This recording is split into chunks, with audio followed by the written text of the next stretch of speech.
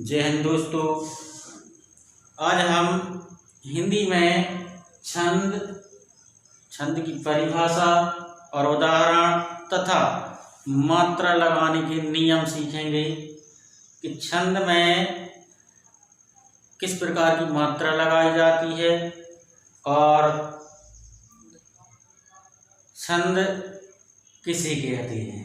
उदाहरण सहित आज हम सीखते हैं। यह क्वेश्चन छंद का प्रतिवर्ष प्रत्येक कक्षाओं में हिंदी के पेपर में प्रत्येक कक्षाओं में छंद में से कुछ न कुछ क्वेश्चन पूछे जाते हैं। तो आज हम सीखते हैं छंद। सबसे पहले छंद की परिभाषा। कविता के शाब्दिक अनुशासन का नाम छंद है। जिस कविता के शाब्दिक अनुशासन का नाम छंद है। अब छंद की एक परिभाषा तो हो गई। दूसरी परिभाषा, जिस काव्य में मात्रा, वर्ण, गण, यति, लय आदि का विचार करके शब्द योजना की जाती है उसे हम छंद कहते हैं। जिस काव्य में मात्रा, वर्ण, गण, यति, लय आदि का विचार करके शब्द योजना की जाती है उसे हम छंद कहते हैं। अब छंद की दो परिभाषा हैं। इनमें जो हमें सरल लगती है उस परिभाषा को हम लिख सकते हैं। अब उदाहरण, जैसे ये रामचरितमानस की चौपाई है। वर्षा विगत शरद ऋतु आई, लक्ष्मण देखऊं परम सुहाई, फूले कांच सकल मही छाई, जन वर्षा कृत सकत बुढ़ाई। ये छंद का उदाहरण है। अब छंद के प्रकार भी होते हैं, परंतु इससे पहले हम मात्रा लगाने के नियम भी सीखते हैं कि मात्रा किस प्रकार की लगाई जाती है और मात्राओं को गिनने का तरीका क्या है छंदों में।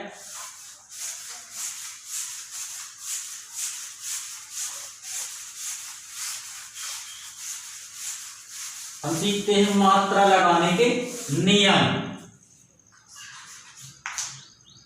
मात्रा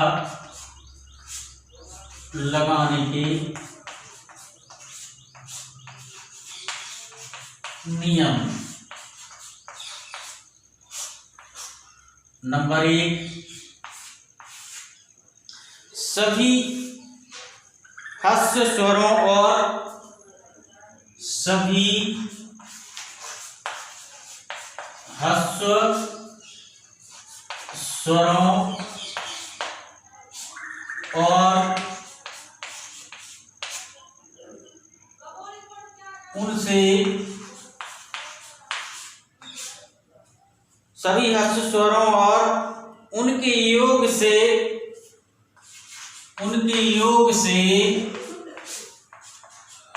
उच्चारित वर्णों पर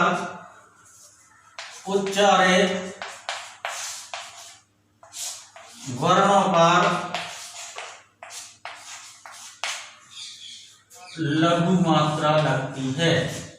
लघु मात्रा लगती है। सभी ह्रस्व स्वरों और उनके योग से उच्चारित वर्णों पर लघु मात्रा लगती है। उनके योग से। नंबर 2, सभी दीर्घ स्वरों और उनके योग से दीर्घ स्वरों और उनके योग से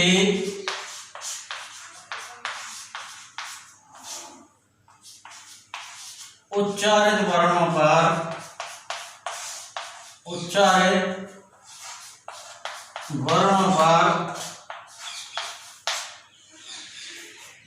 गुरु मात्रा लगती है। दीर्घ स्वरों और उनके योग से उच्चारित वर्णों पर गुरु मात्रा लगती है। नंबर 3, स्वर, अनुस्वार और विसर्ग युक्त वर्णों पर अनुस्वार और विसर्ग युक्त वर्णों पर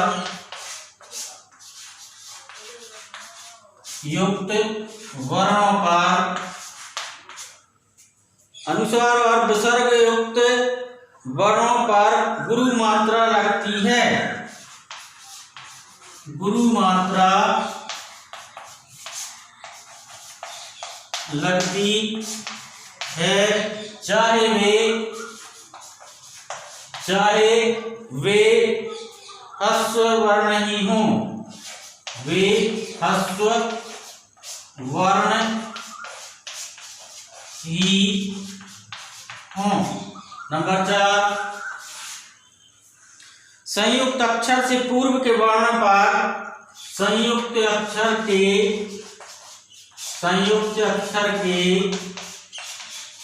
पूर्व के वर्ण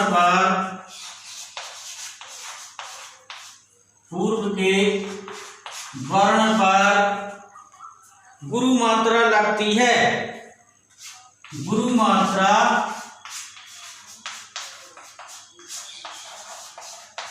लगती है। यदि शब्द का पहला वर्ण संयुक्त है तो यदि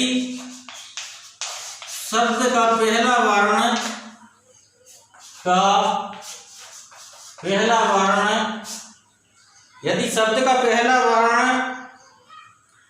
संयुक्त है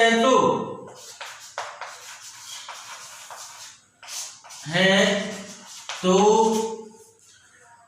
उस पर वर्ण के अनुसार मात्रा लगेगी। तो उस पर वर्ण के अनुसार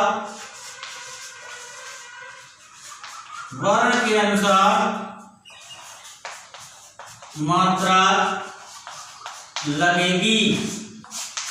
अर्थात लघु वर्ण है तो लघु, अर्थात लघु वर्ण है तो लघु, और दीर्घ वर्ण है तो दीर्घ मात्रा लगेगी, और दीर्घ वर्ण है तो गुरु मात्रा लगेगी।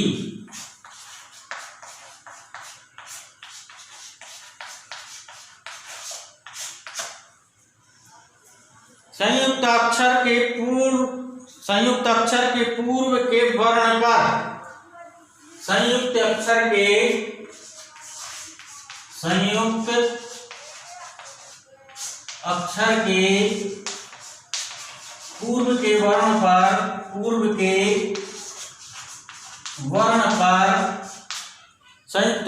पूर्व के वर्ण पर यदि बल नहीं पड़ता तो उसकी मात्रा लघु ही रहेगी, पर यदि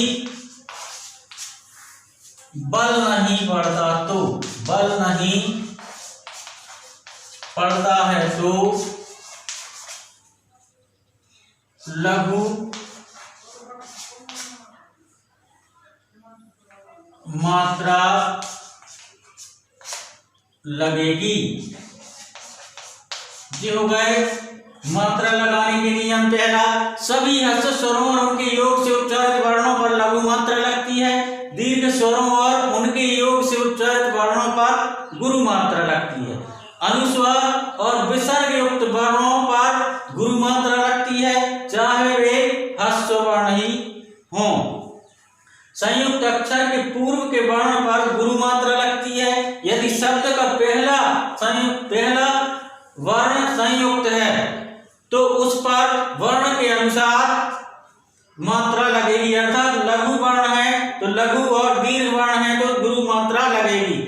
संयुक्त अक्षर के पूर्व के वर्ण पर यदि बल नहीं पड़ता है तो लघु मात्रा लगेगी। ये हो गए मात्रा लगाने के नियम। अगले वीडियो में हम यति, गति, तुक, लय गण क्या होते हैं उनके बारे में हम बताएंगे। यदि यह वीडियो आपको पसंद आया हो तो लाइक करें, हमारे चैनल को सब्सक्राइब करें और वीडियो को शेयर करें। तब तक के लिए जय हिंद दोस्तों, धन्यवाद।